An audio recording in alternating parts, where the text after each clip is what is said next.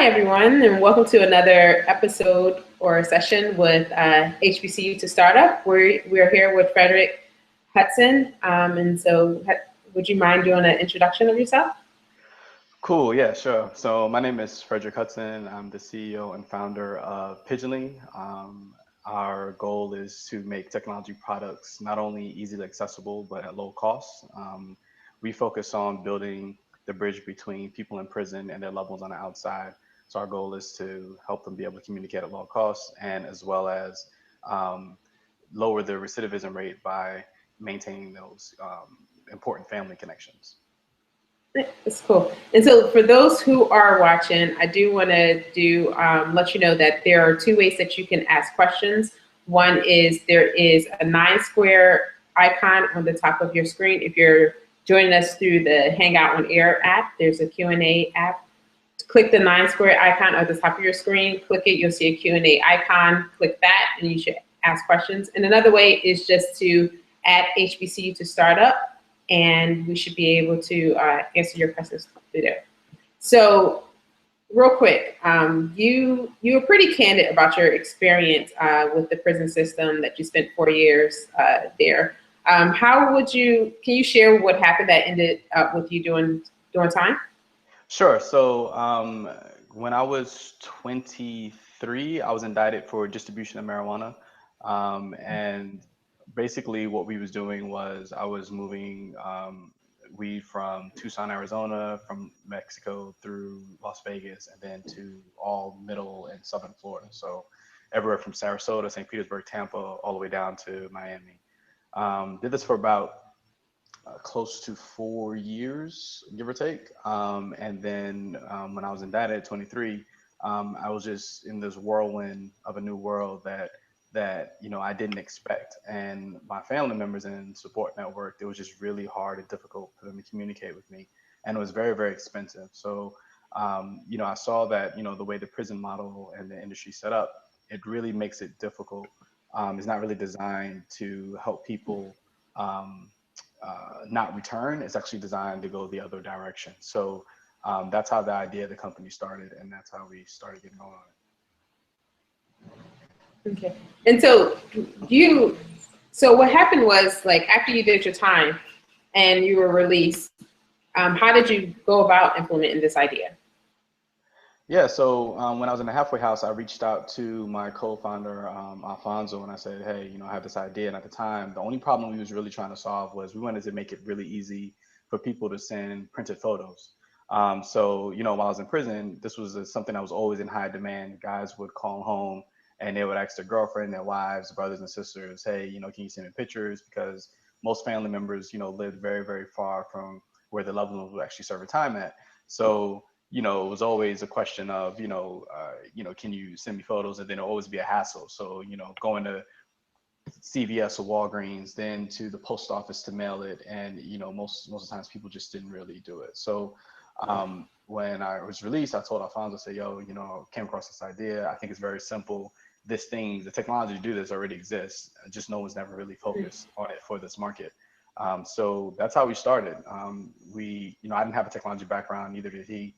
And what we did was we went to Freelancer and we basically hired a freelancer to basically outline what we wanted the product to do. And then we paid developers to build the first version of what's now, Photos by Pigeonly now.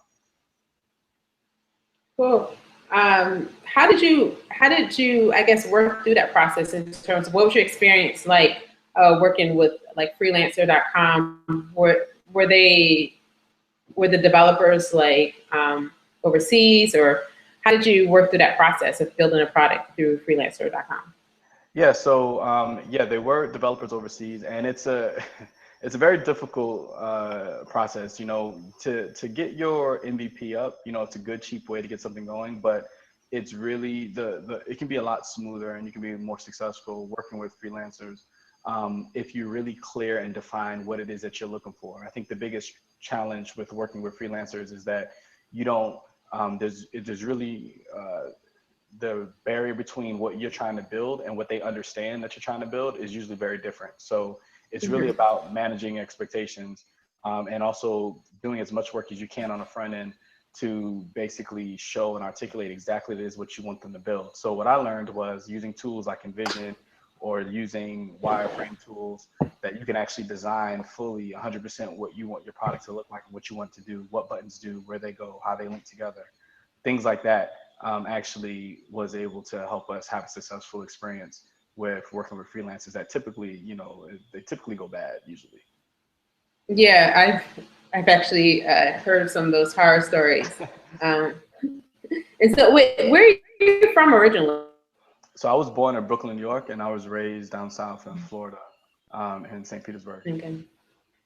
Okay. And so when the first time I met you, you were here you were here in Newme. Can you talk about your experience when you came out here, and how was it being part of an accelerator and just basically being in Silicon Valley? Yeah, so I first learned what an accelerator was when I saw the CNN special Black in America. I had no concept at the time. We were building the product, and I knew that, where we were in Tampa, Florida, that the investment community wasn't really there. They didn't really understand what we were doing, and they didn't really understand investing in technology. This was typically your traditional investors that typically invest in real estate and things like that. So when I learned what the accelerator was, I took the shotgun approach and I started applying to all of them. And Numi was the one that accepted us. So once we came out to San Francisco, it was interesting to be in a place where you can see that was the entire ecosystem that was built around supporting companies, particularly technology companies that want to build different products and services. So that was different, but we also still spent a lot of time educating, especially when we got to the fundraising phase, was educating people on the problem that we was working to solve, because most people just didn't understand it, even in San Francisco. So they didn't really understand the problem we were solving. So it was hard for them to get the solution that we was providing. So I spent a lot of time, early on when we was raising our seed round, educating investors, and even when we was getting people to join the team, educating people on why this was important, what the impact was, what the market size was, things like that, things that people just didn't really have any concept about. And I mean, I know there's a lot of talk, and it's the reason why there's programs like Newme and other programs that specifically work with minority entrepreneurs. But what was your experience as a Black man out here in Silicon Valley in raising money? Did you think it was different, or? Yeah, it definitely was, but I would say two things. One of the things I quickly understood was there's always going to be biases. So, for example, when I go get a haircut, I'm not going to let a white dude cut my hair, because I'm just going to assume he doesn't know how to do it. I'm just not. So I'm going to go to a dude that looks like me. That's the chair I'm going to sit in. So even if there's a white guy in there, he's been cutting Black hair for all his life, I'm still not going to sit in this chair just because I'm just going to assume he doesn't know what he's doing. So it's the same thing. So when you're raising money in San Francisco, the investors and those networks, they're used to dealing with people that look like them, and that's what they're comfortable with. So they're comfortable with and they have that level of trust. So when you don't look like them and you're different, there is going to be more friction, for lack of a better term, building that trust, so that they can you get to the level where they do decide to do an investment and things like that. So we went through that, but early on, our first initial believers were guys like Eric Moore from Base Ventures, who's a brother. They're in Berkeley, I believe, and he has a fund, and there was a few others that really believed early on, and then once they moved, then other people just started following along. That's typically how investors work. You get the first few people to believe on you, then everybody else kind of just follows. Okay. So. What was I going to say? So you're out here, and then you end up moving to Las Vegas. What prompted that move? So after we raised our seed round, so we got done with New Accelerator, and we raised a seed round of $1 million after that. And then our lead investor for that round was Eric Moore, Base Ventures. And he told us about all the stuff that was happening in Las Vegas and the community that they was building here, and how Tony Hsieh wanted to recruit and get a lot of companies to be based downtown and stuff like that for the community he was building. So that's how we first heard about it. And his Eric's connection to Tony was, Tony's one of his LPs, one of his largest LPs in his fund. So, we thought about what we were doing. We thought about what we were building. And I didn't feel that, I don't really subscribe to the belief that the only way a technology company can survive is if you're based in the Valley. And then being that I knew that big portion of our business was going to be based on people and customer service, I knew it would make more sense almost doing it anywhere but San Francisco, just got a cost of living and things like that. So so that's how we made the leap to Las Vegas, and it's one of the best decisions we've made. We're a team of 20 now. We're based downtown, and it was just a good choice when it comes to recruiting talent, when it comes to uh, the cost of living and pay and all that stuff as a young startup. It just worked out well.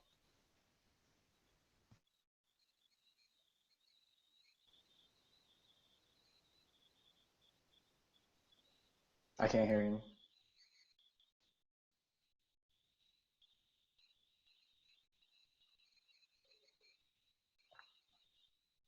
Mm-mm.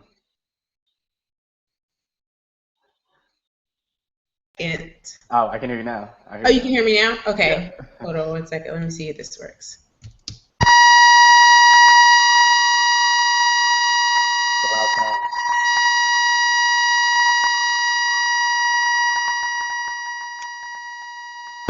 Okay. Can you hear me now? I can hear you now. Okay. So I guess the microphone is a bus. So I'll just use the computer microphone. Okay. All right. I just switched computers there. All right. Yeah. So I was gonna say, do you feel like you're like, because you're based in Las Vegas, but do you feel like you're missing anything by not being in San Francisco? Not really. It's yeah, I actually don't feel like I'm missing anything, to be honest with you. So, I mean, I'm close enough to San Francisco where, I mean, if I need to be there, I can be there in an hour. It's an hour and 20-minute flight. So, if there's something going on, I need to be there. But, San Francisco could, here's the good things about it. San Francisco is really great because you have this very strong ecosystem that is really designed and built well to help a startup succeed. So that's for sure. That's there without question, without doubt. So all the resources that you would need from investors. I mean, you could throw a rock in any direction in San Fran and probably hit an angel investor or some sort of investor. So, Yeah. that's super helpful when you're building a technology company. But there's negatives with San Francisco as well. So one of the things that you'll see is that when it comes to talent, there's not a lot of loyalty when it comes to companies. You have people that have jumped from one hot company to another hot company, high Hmm. turnover. You don't really see that in the rest of the country when you bring, especially particularly when you're talking about engineers. Um, Cost of living and pay. If you raise $1 million in San Francisco, that goes a lot faster than if you raise $1 million in um, anywhere else in the country. So there's definitely pros and cons. I would always suggest that you should always have a network and maintain and and um and and basically groom that network in San Fran, but you don't necessarily have to be there in order to have that network, which is our So, case. I'm not there and I still have that network there. so speaking of building a network, how did you? I mean, because you're out in Las Vegas and you had to hire out there. How did you build a network? How did you make a name for yourself in Vegas? So we were fortunate enough where we had a lot of press, and we never really actively looked for press. But when the story came out, just a lot of sites and publications just wrote the story over and over again. So a lot of people came to us, and then when we did recruit, we recruited like everyone else. We used message boards, and we used headhunters. We used the whole recruiting, all the tools that exist, and we were able to find people that cared about what we were working on and wanted to be a part of the team. So, we actually, that was one of the learning curves of learning how to hire. I mean, one of the things we learned quick is that, we had to learn to hire real slow and fire quick. So to you can find, the best talent for the team. So that was one of just the learning curves of going through recruiting people. But, most of the network that we have is really in San Francisco and less about Vegas. And it just extends where, when we're hiring people, we reach out and, being somewhere where you can easily recruit people to move and is willing to relocate versus not be willing to relocate. is hugely helpful as well. Okay. And then I just want to remind for those who are watching, if you're in the Hangout interface, there's a Q&A app. You can just click a 9 square icon at the top of your screen, and it'll open up a little pop-up box that shows the Q&A. Click on that, and you can ask a question through there. If you are watching through the YouTube link, you can just add us HBCU to Startup on Twitter, and then we'll answer your question from there. All right, so let's get into some of the products. Can you talk about some of the products that you guys are making now? Sure. So we have our two flagship products are, of course, our photo product, which allows you to easily upload photos from your cell phone, tablet, computer, or choose it from your Instagram or your Facebook. And then you can have those photos printed and mailed and shipped to your loved one. And then our second product is our voice over IP product, which allows people to save money on expensive prison phone calls. So it basically disrupts the monopolies that a lot of prison phone providers have, where they charge exorbitant rates to family members to receive phone calls from their loved ones. So you have some places where phone calls can be as high as $15 for 15 minutes. What our technology does is similar to a Skype or Google Voice, where we would generate a number that's local to the facility. So for example, if you have an inmate in San Quentin and his mom lives in LA, when he calls his mom in LA, instead of calling his mom's LA number, he'll call our number, which would be a San Quentin telephone number. And then that would then forward to his mom's Los Angeles, either her home phone or cell phone. So those are our two products, and both are powered by the proprietary part of our business, which is basically we built the first nationwide inmate lookup that exists. So essentially what this does is it allows us to identify and locate where people are in the system in real time. So how it works is we basically have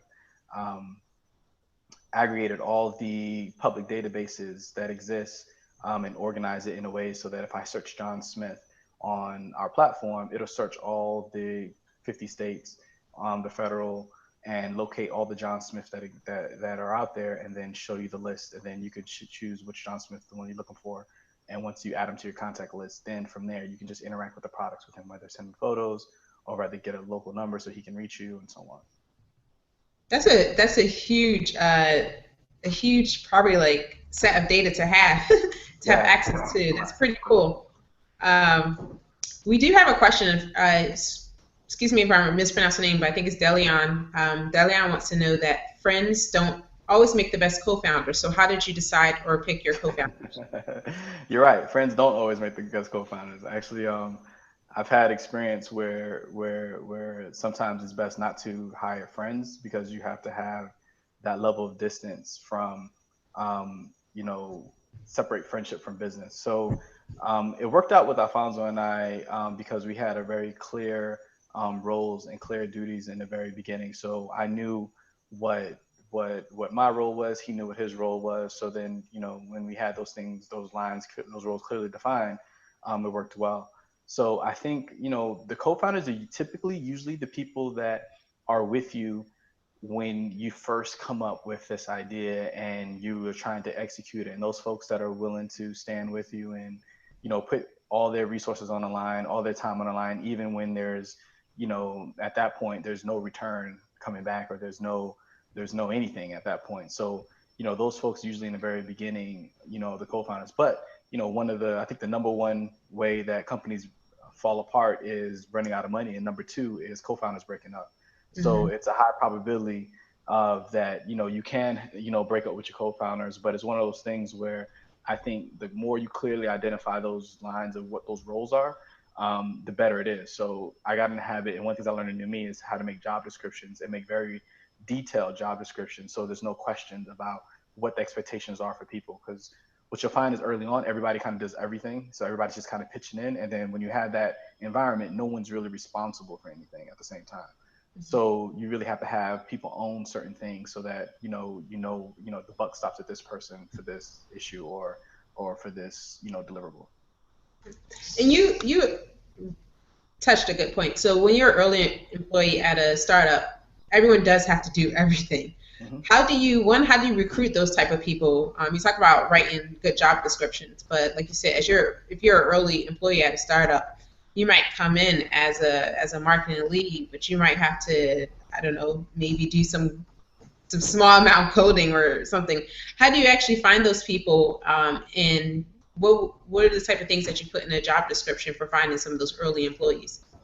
Yeah, so when our very early job descriptions, I knew vaguely what roles we needed, and they were basically cross-functional roles. So our engineer, our CTO, CJ, not only can he code, but he has a pretty good and actually a very sharp business sense as well. So I can give him, hey, this is what the business logic is, and not only he can code it, but he can think through all the nuances of how the code translates to actually business logic, which is immensely helpful when you deal with engineers, because engineers typically just deal in one way and they see things in one way. But when you have an engineer that can also understand business, understand the product, and understand the market, you know, it's hugely beneficial, especially if they're going to be leading a team of other engineers, and they can kind of catch things that you will see, like, oh wait, the product, although technically this makes sense, but in the real world this doesn't make sense anymore, and you have somebody to catch something like that, it's helpful.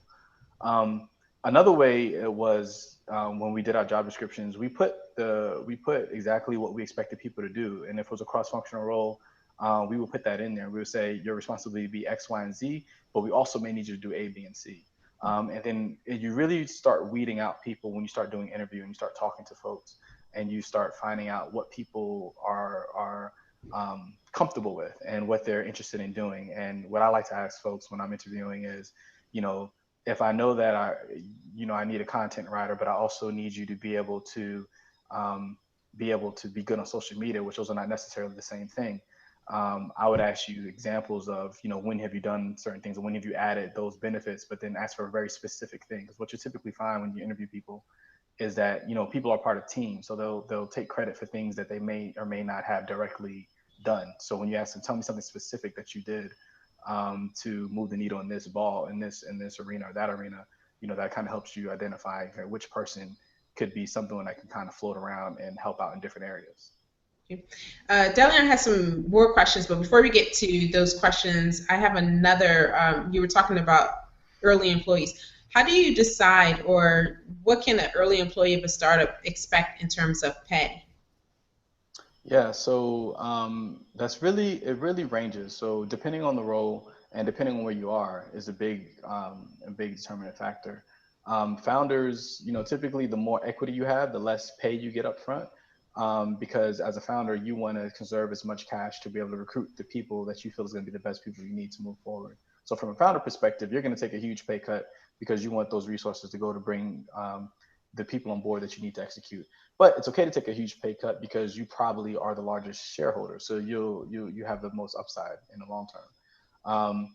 But for employees, you'll look at what market is, and you'll basically try to find the medium for whatever that job role is. A lot of times we'll go to salary.com, we'll go to sites like that, and we'll find out in our area what is this role paying, and we'll figure out from there. We'll look at that as one data point, and then we'll look at our budget as a second data point, and we'll figure out a job offer, and then we'll see what type of people we start getting applying. And we've seen in times when the quality of people we were getting based on the salary that we offered wasn't good, so we had to up the salary, and then to get better applicants. So it's more of a moving target. There's not really a set approach. It's really just finding what the average salary is, and then looking at your budget, and then seeing what's the best person you can get for what you can afford. Okay. And let's go back to Delian's questions. He wants to know, how much do you decide? How do you decide how much equity to give to investors? That's a good question. So early on, when you're raising your seed round, you're not giving any equity away, period. So what you're typically going to do early on, because you don't know what your company's worth, you don't know what valuation such a company is. Typically, what you'll see is that you won't set it at all. So how you do that is you'll raise your first round in either a convertible note, or what's getting real popular now is SAFE, which stands for a simple agreement for future equity.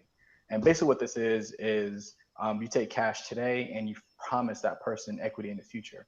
And how you basically gauge how much equity you give is that you figure out what type of valuation cap you want your company fits in. And a good resource to figure out, what kind of valuation cap to set is going to Wilson Sonsini website, and they have something that they do quarterly, I believe. It's called the Entrepreneur Report, And it basically shows, because they do the most deals in Silicon Valley, you'll be able to see, they'll do a report that shows you, here's all the seed companies that did seed rounds, and here's what their valuations. Here's all the companies that did A rounds, here's their valuations, and so on. And this gives you a basis point, like comps in real estate, if you will, that will kind of give you an idea of where to fit your company. So you can say, okay, based on, we're pre-revenue, and I see there was 5 other companies that was pre-revenue that was in our same industry, and they had a $5 million valuation cap. Okay, so, we'll set ours around there, and we'll see, what the investor feedback is. But there's no real science to getting the evaluation right. It's really, some of it is based on what the market, some of it is based on demand. How many investors want to get involved? The more investors that want to get involved, the higher you can get away with having a higher valuation cap. Press is a part of it. Hype is a part of it.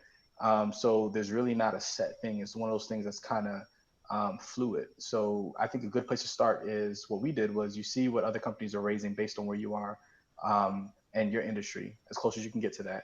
And then you kind of try to set it around there. And then you start talking to a few investors and you see their feedback. If you see that it's good, then you can always raise your valuation cap. So if you start getting a lot of investors, you can go higher. But you find a good place to start, because that first money getting in is really, really critical, which sets the tone of what your whole round is going to look like. Cool. And you talked about a convertible note. What's a convertible note? So convertible note, how it works is basically there's a couple components to it. So the first component is the valuation cap, which I just mentioned. And what the valuation cap is, instead of you selling equity to an investor for whatever they're going to invest in you, you just basically agree, you and the investor agree on a cap. And what this means is the investor says, I'm going to give you $10,000 today at a $1 million valuation cap. So you're not going to essentially give him 10% of your company at that date and time, because you didn't actually give him equity. You basically get the money today, and then you get to give him the equity in the future. The reason why you do that when you're early stage is because you don't know what your company's worth, and neither does those investors that are, investing you early on, because, you're probably just starting out. You're just getting a little bit of traction. So maybe you'll be worth 10 million in 12 months. Maybe you'll be worth 5 million in 12 months. Nobody really knows. So basically him having a valuation cap of $1 million means that in the future, when investors do know what you're worth and they say, okay, we think you're worth 5 million, that first investor that gave you that 10,000, even though those other investors are paying the 5 million price for equity, this first investor, he gets to get his equity at the $1 million price. So that's why they call it a valuation cap. So the early guys usually get valuation caps. So typically what you'll see for early startup is anywhere from 2.5 all the way up to 5 million, maybe sometimes 6 million. And then it usually just goes up from there is what you typically see. And one good strategy is if you're fundraising is to set, an attractive valuation cap for your early investors, like 3.5, 4, something like that, to get that first money in. And you can always raise it up. So you can write a convertible note for 3.5 million, and for your first 500,000, and for the next 500,000, you can do it at 5 million if you want. So that's the cool thing about that. And that's why people use them, is because you can always change the cap. You can always, it's very cheap to do as far as legal. A lot of these exist online. The documents are pretty straightforward and more like templates. So the legal cost is very, very cheap versus doing a priced round, which is an equity round when you're actually selling equity, which can get very expensive and time consuming. So it's just an efficient way for a start to get money in today and worry about selling equity and all that stuff in the future. Yeah, that's pretty good. That's probably the most comprehensive explanation I've ever heard. So thank you for that. You're welcome. And then, so we have another question. Switching back to the product side, Delian wants to know, Pigeonly currently is only available to federal inmates. When does it come available to state inmates? We are available for state inmates. So the beginning of the year, this is new though. So beginning of the year, we haven't promoted, we haven't pushed it. We added the first 25 states to our service. So now it covers, the 25 largest, so from California, Texas, Florida, so on and so on. And then over the next couple months, we'll be adding the other 25. We actually have all the code and stuff built, but we're really just fine tuning the products to work with the states that we've added. So one of the challenges with what we do is that each state is completely different in the way they operate. The data looks different. The products have to operate differently. So it's a really painstaking process to make sure everything's optimized to give the same user experience to everyone that uses it, regardless of where they may be. So that's what's taking the most time and attention from us, is really just making sure that, for example, if the state of California only wants 5 photos per envelope, then we have to set that up versus federal, who allows 25 photos per envelope. So it's things like that that we have to go through and look at every single nuance to make sure it works well. So I expect over the next couple months, all 50 states will be in there, and then we'll also be pulling data so that if inmates all over the country, all 50 states will show up in the database as well. Cool, that's good news. So let's go back to, like, right now, are you currently hiring? Yeah, we're always hiring. I think as a technology company, you never stop hiring. You're always looking for great talent. I think one of the positions that I know that we have open right now at the top of my head is front-end engineering. And I think that's it. Might be one more on the marketing side or data analytics side. I'm not sure, but I know for sure there's a front-end engineer position open, which, if anyone's interested, please shoot me an email. And yeah, so yeah, you're always looking for good talent, because you come across talent, even if you're not hiring, you'll make room for them if they're great talent. If it's a good talent. That's good advice.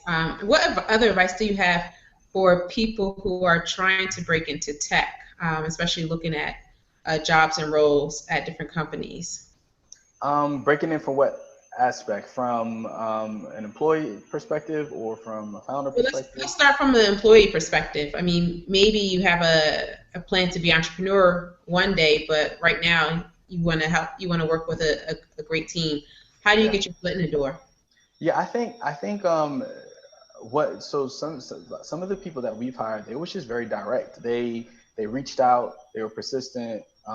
They said, hey, I want to be a part of the team, and this is why. So it wasn't just, when you're a small company, you have limited resources. So you're really always trying to spend your resources on the best options, whether it be a vendor, whether it be an employee, whether it be marketing strategy. You're really just trying to make sure you put your resources on the best options possible, right? So when it comes to human capital, it's the same thing.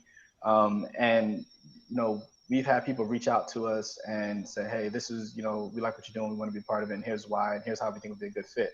Things like that is great, because it shows that that person was thoughtful and they're not just shotgunning job applications and actually want to be a part of the team. So the way I look at it is, everyone that's on our team now is people who want to be there. No one's there because they have to be there and they just need a job to pay their bills. So everyone there is people who actually want to be there, and we have a very, very low turnover. I can count on maybe 2 or 3 fingers the amount of people that have ever left or quit. So and that's from since we've ever started. So the people that are here are the people that actually want to be there and want to be a part of it, and feel have some dedication to the problems we're working to solve and want to be a part of that solution.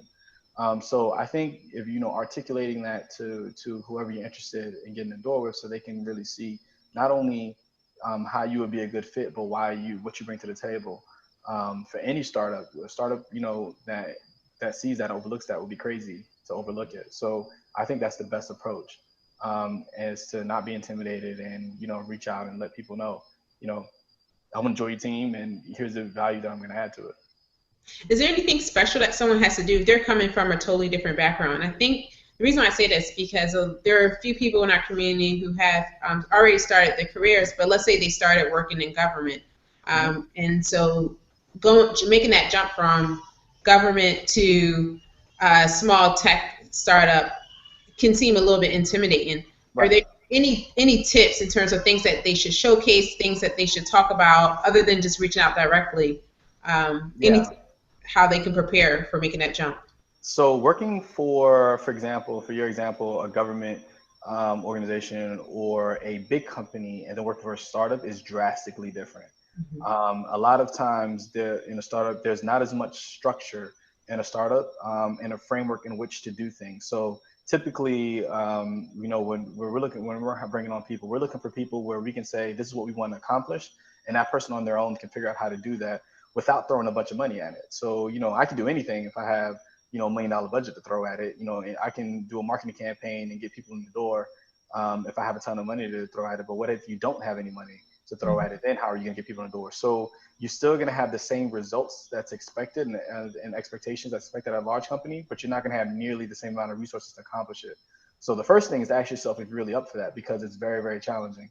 And the second thing, if you are up for that, people, and when you're talking to companies, really have to show them that you are flexible, that you can think, they use this term over and over, overused, but out of the box, for lack of a better term. But you really want to show that you can think creatively and you can find ways to accomplish and get things done, versus just throwing money at it. And what you'll see, that's one thing that's going to be true with all startups, is that regardless of how much you've raised, regardless of what your budgets may be, is you're always trying to do something that you don't quite have the resources to do, which is the nature of a startup in general.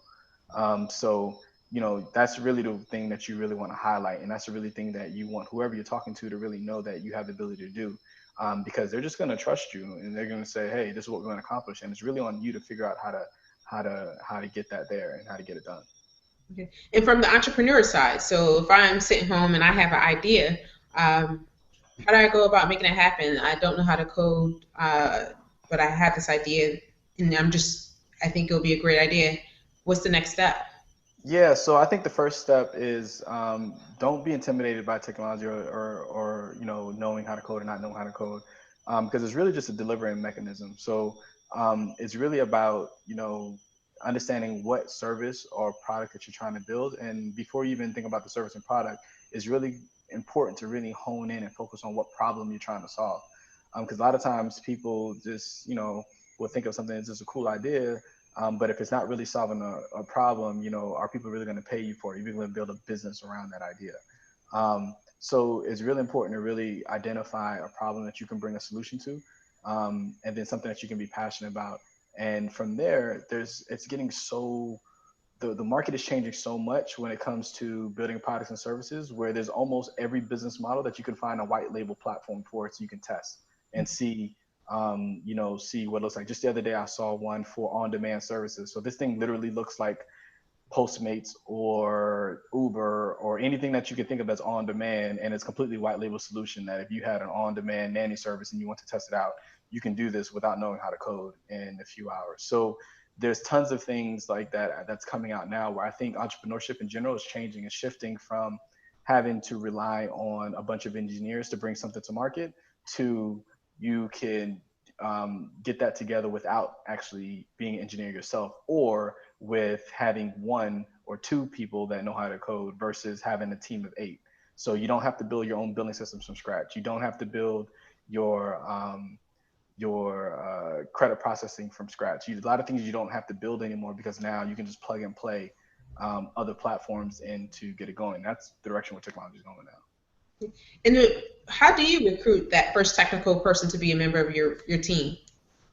Yeah, so for us, what it was, is getting out and talking to as many people as you can about your idea and what you're looking to build, and then finding that person that understands it and gravitates towards it. So I spent a lot of time talking to people, and some people was interested, some people wasn't interested, and we came across our CTO when we actually put, when we was looking to hire our first engineer, and he applied, and we talked to him, and he instantly got it. And not only was he familiar with what we was doing for our data collection, but he was doing the same thing for real estate data. So it was right in his wheelhouse of what he actually enjoys and was passionate about doing. So it was just a good fit. So there's no one way. I mean, but one common way is to talk to as many people you can about your idea, and find out, who also can get behind it, who's also passionate about it. And the biggest mistake you can do is what people tend to do is they feel like someone's going to steal their idea, so they kind of hold it close to their chest.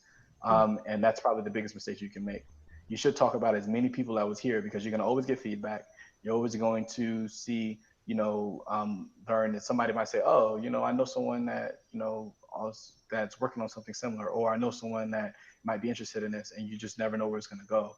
So the more people you talk to about it, the better it is. How soon after you when did you like how soon in the roadmap did you raise funding?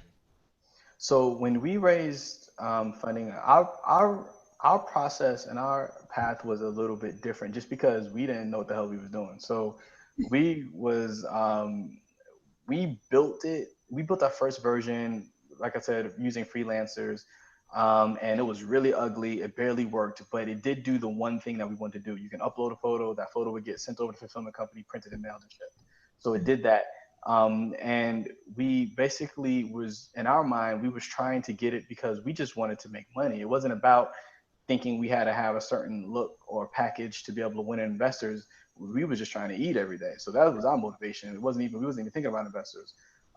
So as we started growing, as we kept doing it, by the time we got to New Me and we got into the accelerator, we ended up being the only company at the accelerator that actually had real traction. We already at that point, we had a couple thousand people using it.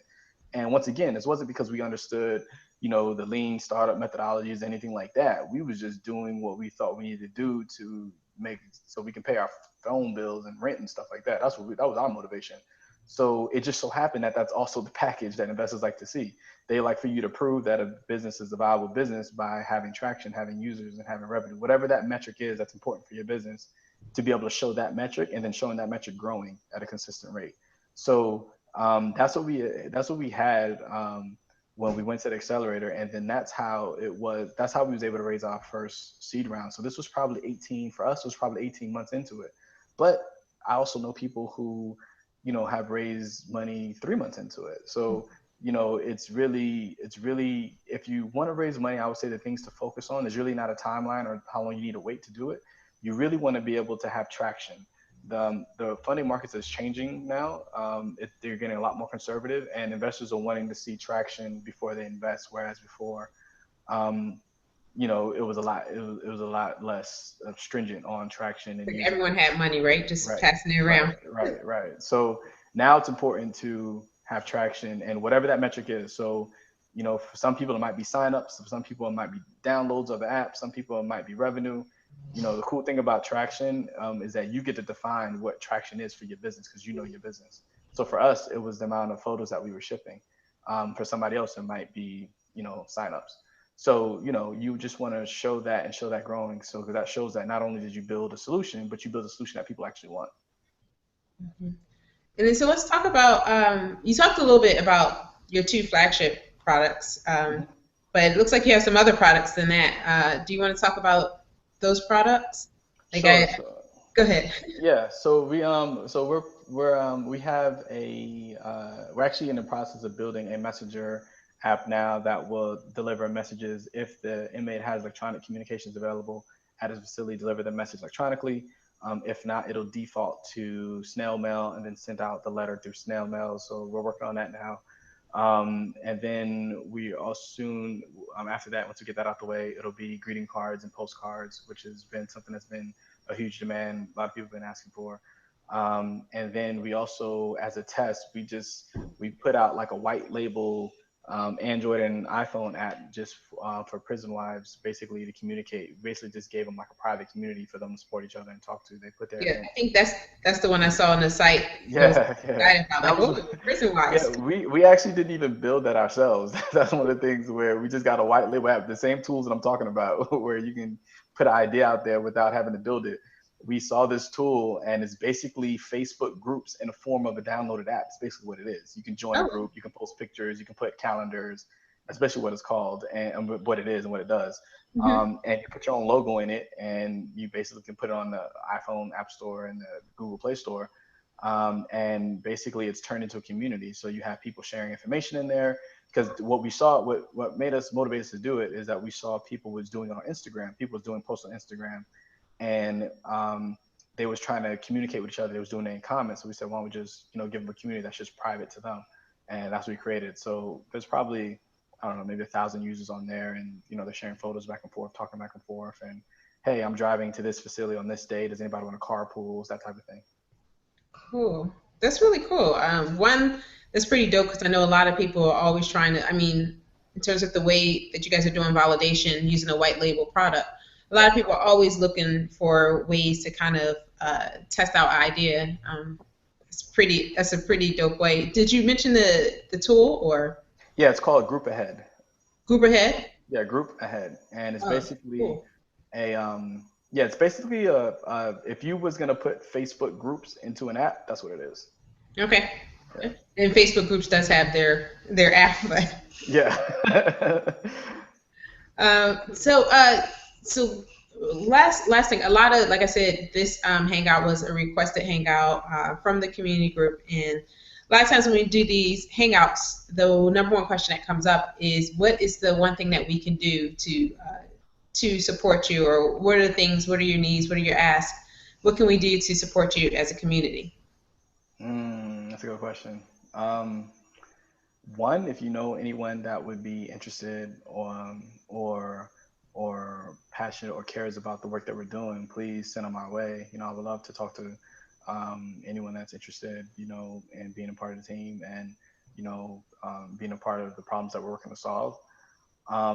Two, I think more of us getting technology helps us who are already in it. I think people should really get involved, whether you have your own idea, whether you're going to join another team, just get involved. I think that really helps us all as a whole. The more of us that they see in it, the more normal it becomes. It's not just, when I walk in a room and no one looks like me and I'm the very first person that they've ever interacted with of color, that makes it harder for everyone. So the more of us that do it, the more of us that get involved, whatever level you want to get involved at, just really makes a big difference. Never underestimate the difference and the impact that makes.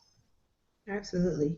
And so what's next? Final question, what's next? What's the big things? Can we get a sneak preview of what's on the plate this year? Yeah, our mission overall, which I don't really talk about much, is really to make poverty less expensive. So our goal, because we're attacking inmate services first, because that's the low-hanging fruit, and what we've kind of stumbled into is that all the people that are impacted by mass incarceration, their family and friends all have similar socioeconomic backgrounds as well. So what we're seeing is, what other problems can we solve? What other tools or products we can build? So we've seen that there's a huge gap for people who are underbanked. About 30% of our user base is underbanked, don't have bank accounts. They use prepaid debit cards and credit cards. So we're looking at, possibly building a financial product, financial services product that's tailored and geared towards that. We're kind of experimenting a little bit with the wallet function that we built into the new Pigeonly platform, because we're kind of experimenting with it to see, how people adopt to it.